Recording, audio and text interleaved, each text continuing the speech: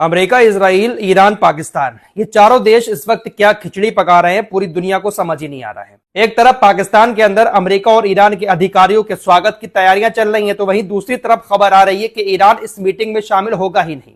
पूरी दुनिया को समझ ही नहीं आ रहा है कि आखिर इन चारों देशों के बीच चल क्या रहा है। इस वक्त की ब्रेकिंग न्यूज ये है कि ईरान की सरकारी मीडिया की तरफ से कहा गया है कि ईरान का कोई भी अधिकारी अभी तक पाकिस्तान नहीं पहुंचा है और ईरान इस मीटिंग में तब तक शामिल नहीं होगा जब तक लेबनान को ऑफिशियली इस मीटिंग में शामिल नहीं किया जाएगा। अब आप कहेंगे फराज भाई, आपने तो सुबह की वीडियो में बता दिया था कि पाकिस्तान के लड़ाकू विमान आए थे ईरान के अंदर और ईरान के अधिकारियों को उनके विमान के साथ लेकर पाकिस्तान पहुंचे हैं। अब आप कह रहे हो कि ईरान के अधिकारी अभी तक इस्लामाबाद पहुंचे ही नहीं है। जी हां, मैं खुद कंफ्यूज हूं दोस्तों। मैं ही नहीं बल्कि पूरी दुनिया चक्कर में पड़ी हुई है कि आखिर ये लोग कर क्या रहे हैं। कल ये खबर पूरी दुनिया की मीडिया पर चल रही थी, ऑफिशियली रॉयटर्स ने भी इसको बताया था कि ईरान का डेलीगेशन इस्लामाबाद रात तक पहुंच जाएगा और आज फ्राइडे के दिन बातचीत होनी थी, लेकिन कुछ टेक्निकल कारणों का हवाला देते हुए इस मीटिंग को आज न करते हुए कल का दिन रखा गया है। अब जब इस तरह की खबर पूरी दुनिया में फैली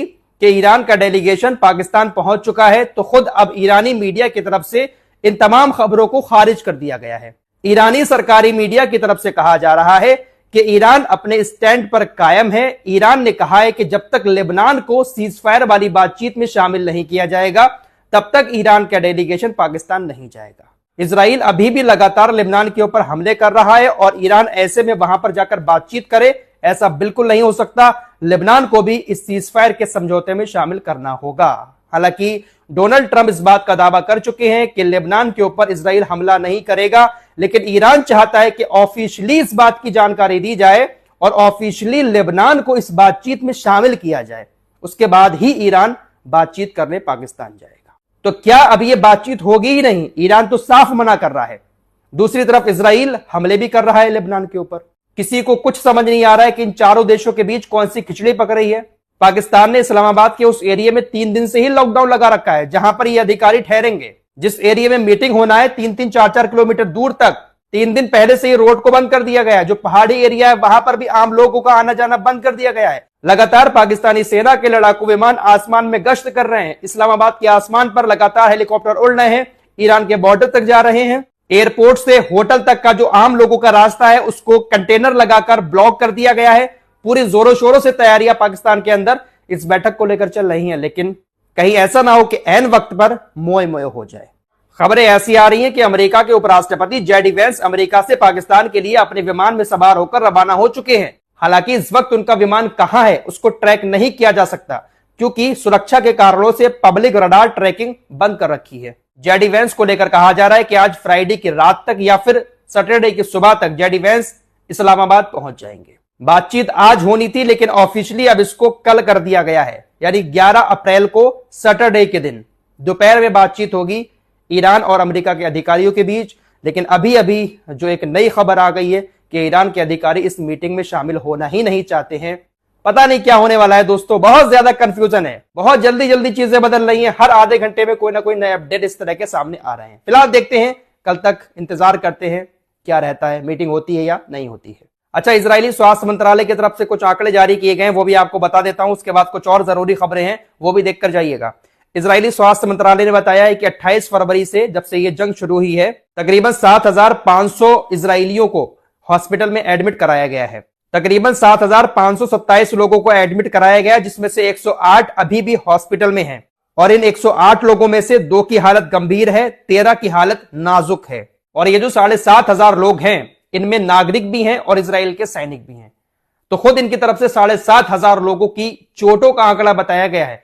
मौतें कितनी हुई होंगी इसमें से ये बात तो ये बताएंगे नहीं, लेकिन चोट कितनी गहरी पहुंचाई है ईरान ने इस जंग के दौरान इजराइल को, इन आंकड़ों से आप अंदाजा लगा सकते हैं। 7,500 लोग तो सिर्फ घायल हो गए हैं। 7,500 लोग एक ही मिसाइल से तो घायल हुए नहीं होंगे, कितनी सारी मिसाइलें गिरी होंगी, इन आंकड़ों से आप खुद अंदाजा लगा सकते हैं।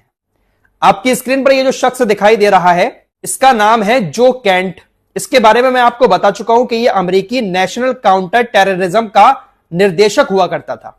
इस जंग के दौरान ही अभी 15 दिन पहले इसने यह कहते हुए इस्तीफा दे दिया कि डोनाल्ड ट्रंप ईरान के साथ ये जो जंग लड़ रहे हैं ये जंग अमेरिका की है ही नहीं, ईरान से अमेरिका को किसी तरह का कोई खतरा नहीं है, लेकिन फिर भी ईरान के साथ डोनाल्ड ट्रंप ने जंग शुरू कर दी, लिहाजा मैं डोनाल्ड ट्रंप की इस संस्था का निदेशक नहीं बन पाऊंगा। इसने यह कहते हुए अपने पद से इस्तीफा दे दिया। इसने कहा कि मैं गलत का साथ नहीं दे सकता। अमेरिका को ईरान से इतनी दूर कोई खतरा है ही नहीं, लेकिन बेवजह इजराइल की खातिर डोनाल्ड ट्रंप जंग लड़ रहे हैं। इस बंदे ने बहुत सही बात कही थी और यह कहते हुए इस्तीफा दे दिया। बहुत बड़े पद पर था यह दोस्तों, हिम्मत चाहिए किसी बड़े पद से इस्तीफा देने के लिए। अब इसने एक बड़ी बात कही है। इसने कहा कि देखिए, डोनाल्ड ट्रंप नाटो को धमकी दे रहे हैं कि अगर आप स्टेट ऑफ हॉर्मुज खुलवाने मिडिल ईस्ट में नहीं आते हैं तो हम आपका साथ छोड़ देंगे। अमेरिका नाटो छोड़ सकता है।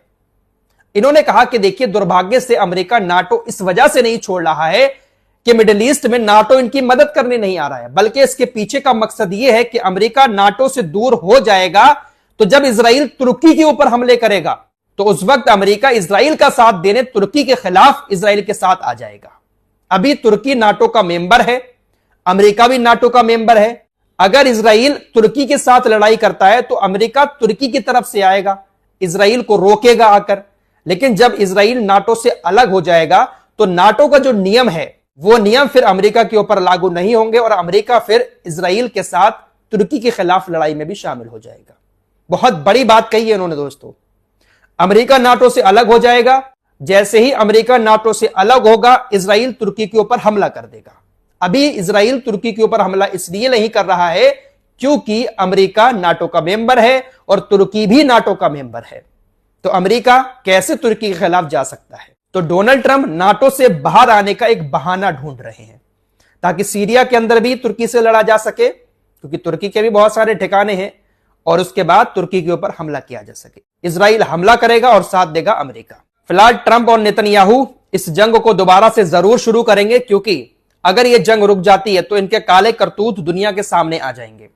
ट्रंप के ऊपर भी एपस्टीन फाइल को लेकर बहुत सारी चीजें हैं, तलवारें लटकी हुई हैं। खुद इनकी पत्नी, डोनाल्ड ट्रंप की पत्नी, सीजफायर होते ही एपस्टीन मुद्दे को एक बार फिर से सामने लेकर आई है।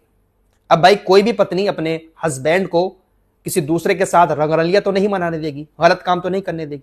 पत्नी तो पत्नी है भाई, हस्बैंड के इतने बड़े गलत कामों को छुपा भी नहीं सकती, और पत्नी फिर अमेरिका की हो तो कैसे ही बर्दाश्त करेगी। फिलहाल इन्होंने एक बार फिर से इस मुद्दे को उठाया है, एपस्टीन वाले मुद्दे को, और उधर इजराइल के अंदर अदालतें सज चुकी हैं। संडे के दिन नेतन्याहू की सुनवाई भी होना है। जंग चलती रहती है, सारे मुद्दे दब जाते हैं। जंग जैसे ही थोड़ी बहुत रुकती है, इन्होंने जो काले करतूत किए हैं वो सामने आना शुरू हो जाते हैं। फिलहाल के लिए इतना ही। लेटेस्ट अपडेट जानने के लिए हमारे साथ जुड़े रहें। हर पल का हर जरूरी अपडेट आपको यहां पर मिलता रहता है।